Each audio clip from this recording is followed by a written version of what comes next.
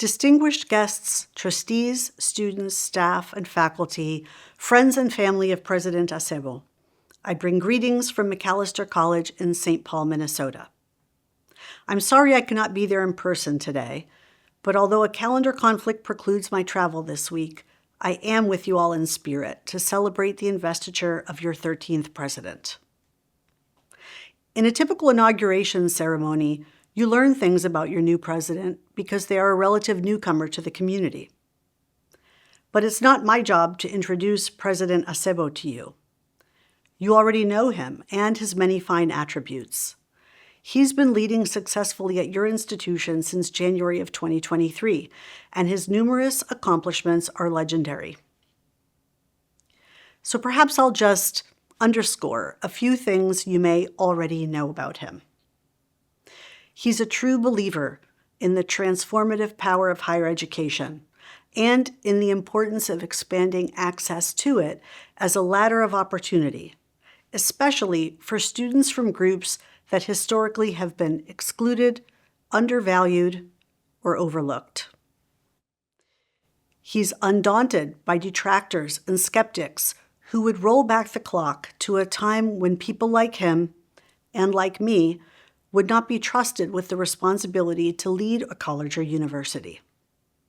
His tenacity is born of his own personal story and from watching countless other young people transform their lives by becoming the first in their families to obtain a degree. He's a devoted family man. In a sector that is not always kind to working parents, Andy is steadfast about his role as a husband, a dad, and a son. At a time when you hear a lot of people talking about work-life balance, President Acebo's professional leadership is informed by his deep gratitude and love for family. These cannot be pulled apart or separated. Indeed, he is a great leader because he cares deeply about loved ones and wants the best for your families as well as his own. Now, I've just described what you can expect from President Acebo. But I also want to suggest what I hope President Acebo can expect from all of you who love your university and want to see it flourish. The most important thing he will need is your support. Not just when things are easy, like at celebrations such as this, but also, even more importantly, when things are hard. You may have noticed that higher education is in the crosshairs of a national conflict. And there is no seat hotter than the chair of a college or university president at the moment. Offer him the care and compassion he will need to advocate tirelessly for your institution. Now, I'm not suggesting that you must agree with him all the time. The free exchange of ideas is essential, not just because it makes a richer learning environment, but also for the health of our democracy.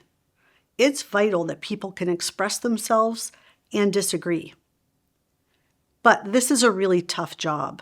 There are so many constituents: students, faculty, staff, alumni, trustees, donors, residents of local neighborhoods, politicians, the list goes on. And frequently the interests of these groups conflict. People can get upset about the president's decisions. The responsibility is immense.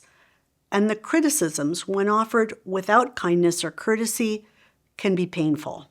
So what I hope for President Acebo, what I ask of all of you, is that you always assume best intentions. When in doubt, keep in mind his commitment to do all he can to foster New Jersey City University's continuing success. President Acebo, Andy, my friend, de lo más profundo de mi corazón, it is a deep honor to celebrate you today. I know you will draw upon your roots, your upbringing, our shared experiences as children of immigrants and proud Brunonians, and your deep care of others to lead New Jersey City University successfully into the future. Congratulations.